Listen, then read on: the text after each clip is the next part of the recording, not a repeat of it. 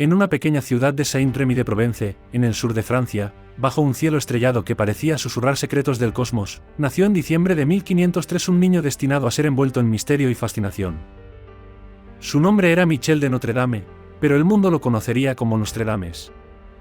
Criado en una familia de ascendencia judía convertida al cristianismo, el joven Michel creció en un hogar donde la ciencia y la espiritualidad se entrelazaban. Imaginémoslo como un niño curioso, con ojos brillantes, siempre con la nariz en algún libro. Estudió en Aviñón, una ciudad conocida por su historia papal, donde se sumergió en las artes liberales, aprendiendo desde gramática hasta retórica y lógica, pero con un apetito insaciable que lo llevó más allá. Después, en la Universidad de Montpellier, se embarcó en el estudio de la medicina, mostrando un interés particular en las técnicas innovadoras y, a veces, controvertidas. Pensemos en él como un médico renacentista, con una túnica y mirada pensativa, recorriendo las calles durante la plaga, intentando curar y aliviar el sufrimiento con métodos poco convencionales. Pero su vida no fue solo ciencia y medicina. Nostradames también se sumergió en el ocultismo, la astrología y la alquimia, disciplinas que por aquel entonces caminaban de la mano con el conocimiento científico. ¿Por qué creía Nostradames que podía predecir el futuro? Aquí entra en juego la fascinación por los astros y el misticismo. Nostradames, como muchos de su época,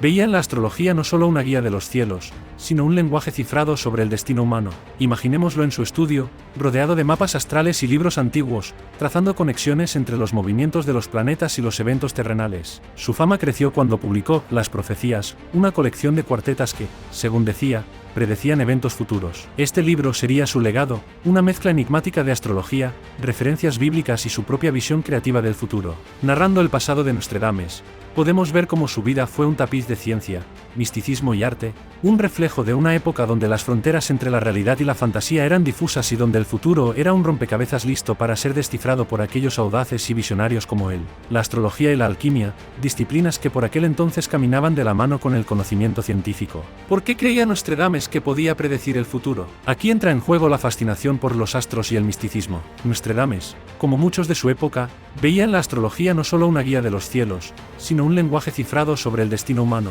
Imaginémoslo en su estudio, rodeado de mapas astrales y libros antiguos, trazando conexiones entre los movimientos de los planetas y los eventos terrenales. Su fama creció cuando publicó Las Profecías, una colección de cuartetas que, según decía, predecían eventos futuros. Este libro sería su legado, una mezcla enigmática de astrología, referencias bíblicas y su propia visión creativa del futuro. Narrando el pasado de Nostradames, podemos ver cómo su vida fue un tapiz de ciencia, misticismo y arte, un reflejo de una época donde las fronteras entre la realidad y la fantasía eran difusas y donde el futuro era un rompecabezas listo para ser descifrado por aquellos audaces y visionarios como él.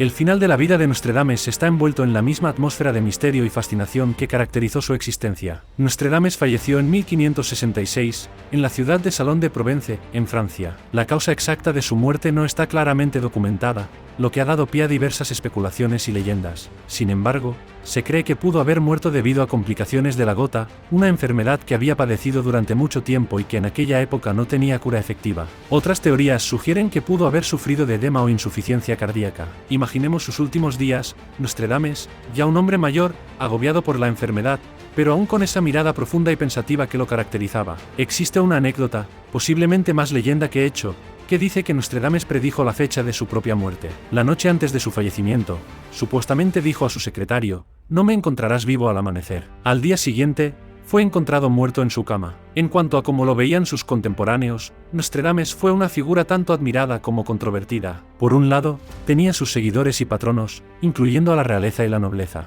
La reina Catalina de Médicis, esposa del rey Enrique II de Francia, fue una de sus más famosas admiradoras. Nostradames fue invitado a la corte real en 1556, donde realizó horóscopos para los hijos de la reina y supuestamente impresionó a muchos con sus habilidades y conocimientos. Por otro lado, también enfrentó críticas y escepticismo. Algunos contemporáneos lo consideraban un charlatán o un hereje, especialmente aquellos vinculados a la Iglesia y a la comunidad científica ortodoxa. Su trabajo en astrología y profecía era visto con desconfianza por muchos, que lo consideraban supersticioso o directamente engañoso. Nostradames vivió en una época de grandes cambios y turbulencias, lo que probablemente contribuyó a la fascinación que generaban sus profecías. La Reforma protestante, las guerras de religión en Francia, y los descubrimientos científicos estaban transformando Europa, creando un ambiente donde lo místico y lo esotérico tenían un lugar prominente en la cultura popular.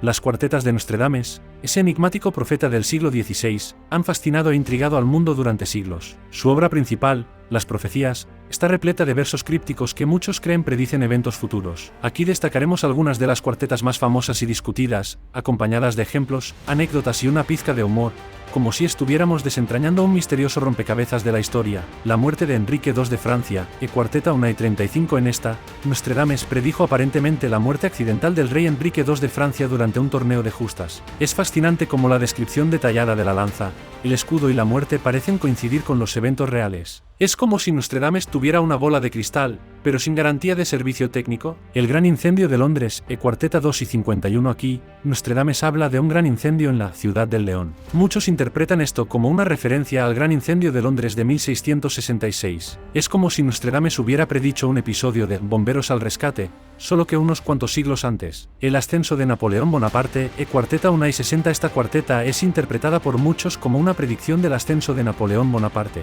Se refiere a él como un emperador nacido cerca de Italia, lo cual es técnicamente correcto ya que Napoleón nació en Córcega. Aparentemente, Nostradamus también era bueno en geografía. La Segunda Guerra Mundial y Hitler, cuarteta 2 y 24. Algunos creen que esta cuarteta predijo la Segunda Guerra Mundial y el ascenso de Hitler, aunque la referencia a Histe es ambigua y podría no referirse directamente a Hitler. Aquí Nostradamus se pone un poco más críptico, como si jugara al adivino en una noche de niebla. El atentado del 11 de septiembre, cuarteta octubre del 72. Esta cuarteta es a menudo citada en relación con los ataques terroristas del 11 de septiembre en los Estados Unidos. Sin embargo, su interpretación es altamente debatida y muchos expertos consideran que es una lectura excesivamente libre de sus palabras. Es como si Nostradamus intentara describir una película de acción, pero sin dar todos los detalles. Estas cuartetas demuestran cómo la obra de Nostradamus puede ser interpretada de múltiples maneras. Aunque es fascinante pensar que pudo haber predicho eventos futuros, también es importante recordar que muchas de estas interpretaciones son retrospectivas y sujetas a un amplio margen de error interpretativo. Es un poco como intentar resolver un rompecabezas con piezas que cambian de forma constantemente. En resumen, Nostradamus fue una figura compleja y multifacética,